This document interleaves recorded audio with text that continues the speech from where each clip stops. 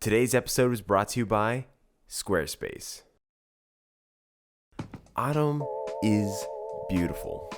Between the rainy, overcast days, the falling leaves, or let's be honest, the pumpkin spice lattes. I love autumn so much that I even named my game studio Feareth after autumn. And with that said, we've hosted over 5 game jams in the past 2 years, all with the same theme, and that's creating a seasonal themed game. We've done winter, spring, summer, and yes, you guessed it, autumn. And with every jam that we've hosted, we've seen countless of creative and just downright beautiful games. But today I wanted to highlight some of my favorites from our most recent Great Autumn Game Jam. And as a quick little disclaimer, these are just the games that I enjoyed the most. They're not the best games, they're not the worst games, they're just games that I really thought were worth highlighting. So if you disagree with me, that's great. And tell me what your favorite game was in the comments down below. I failed to mention earlier that autumn wasn't the only theme for this jam. There was also an optional color palette and game mechanic, and that mechanic was day and night. And while many of the games actually use this mechanic really well, I think the one that used it the best was none other than ScatterHoard.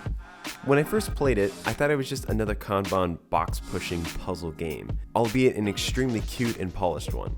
But then on the third level, there's a new mechanic introduced, and that's day and night. And predators, like this owl, can only hurt you if it's nighttime. And every time you bury an acorn, it switches it from day to night. So instead of the game just being about burying all your acorns to clear the level, it's then how do you strategically arrange them so that you don't get hurt by the owl. And I'm not gonna lie, I had a blast trying to play through these puzzles, and I just couldn't seem to put the game down. And speaking of down, another great entry was the Ballad of Blue Oak Valley, which was a top-down Zelda-style game.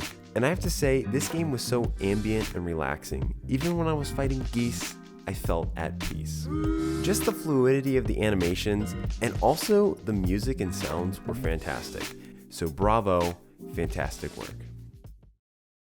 Now speaking of work, most of us don't really enjoy it, unless you're playing Nom Nom. Imagine running a little autumn cafe that specializes in jam. Yes, I know, a great autumn game jam game that you focus on making great autumn game jam. Wait, what? Anyway, fulfill orders for cute raccoons and bears as they ask for different styles, colors, and flavors of jam. Best part of it all is that you can actually read the reviews that they leave on your store. And one of the cool things about this game is there's actually a game inside of a game. You can actually fish for and find little presents, which you can send to angry customers who you didn't fulfill their order correctly, or maybe you didn't get to them in time. Either way, I really enjoyed this game, and I only wish that there was more upgrades or things I could make, and I honestly think that this game has a lot of possibility to being a full release. And speaking of full releases, make sure to wishlist Dewdrop Dynasty on Steam so that you can get it when the game is released.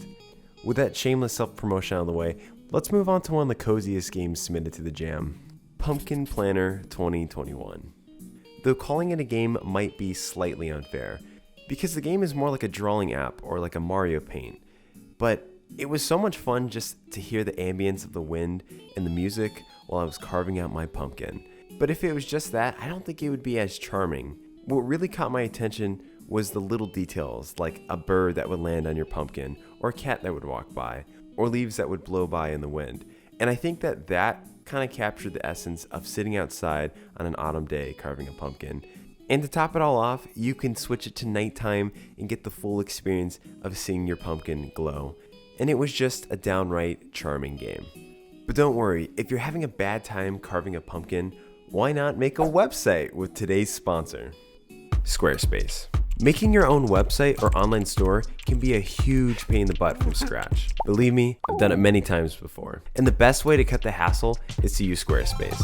From selling your products online, making a portfolio or gallery of your work, or even something as tedious as image scaling is so much easier and saves you so much time with Squarespace. As the internet expands, I truly believe that everyone should have internet real estate, but creating your own website doesn't mean you have to be disconnected from social media. With Squarespace, you can connect your social profiles so that way you can instantly constantly post on different platforms, making it fantastic and easy to post your new product or game.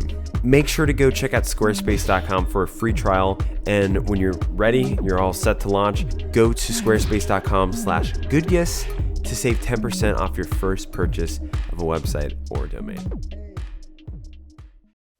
Now, one of the mechanics I saw a lot in this jam was collecting leaves or finding leaves or doing something with leaves. Whether you're hopping on them, going up a tree, or maybe you have to collect them and use them as currency to save your town. Or maybe you just really hate leaves and you want them out of your yard as fast as humanly possible. But what about if you played as a leaf that's just tired of falling? Well, that's literally the title of our next game. Tired to Fall is a puzzle platformer that focuses on trying to get back up the tree to yell at the tree for dropping you in the first place. You have the ability to run around and to hover, and you have to use your other leaf friends to plant them as platforms. I thought the puzzles were extremely fun, and the controls felt really good, though I do wish I didn't have to use the mouse to restart a level when I never use the mouse in the game at all. But for me, the visual and the aesthetics is one of the most crucial parts of a game, especially for Autumn, because that's the whole theme of the jam. And I think this game had a really charming art style that reminded me a lot of Paper Mario, which I'm a softie for. Now, there were many more incredible submissions, but if I were to talk about each and every one of them, it would take me literally all day.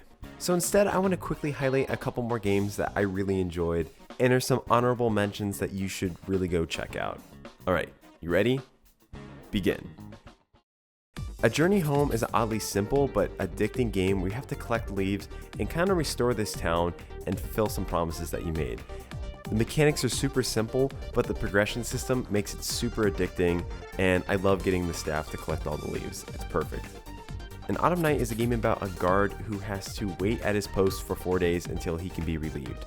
And I will say, this game was challenging but super fun. Between trying to stoke your fire and collect food and fight off wolves, it was a very fun experience and kind of cozy and mysterious.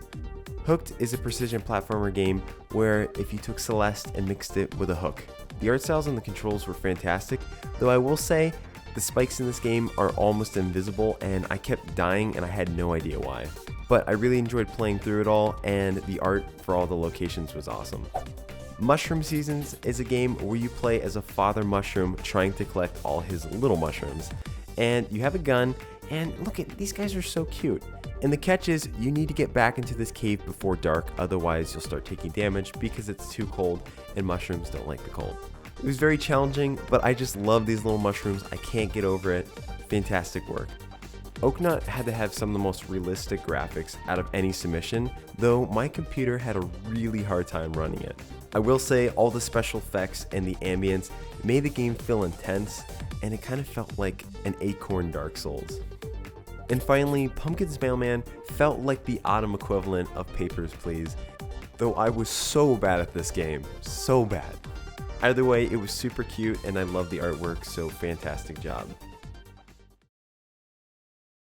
So that's it. Those were the games I really enjoyed playing from this Autumn Game Jam. Now, if I didn't play your game for some reason, that's because there are so many submissions and there's no way I can reasonably play each and every one of them. I also just want to give a round of applause for everyone who submitted to this Game Jam and previous Fear Game Jams. You guys did a fantastic job, and for that, I'm very proud of you guys. And for everyone else watching, make sure to encourage those people that submit their games. It's a brave thing to do. Regardless of quality or results, it's important for us to build each other up in this community. I also want to give a huge shout out to Skides, Heath Sargent, and Rybread, and the rest of the fantastic Patreon supporters who make these videos possible. And I just want to thank you guys so much for watching this video. Make sure to like and subscribe if you want to see more, and I'll see you next time for another Game Dev Adventure.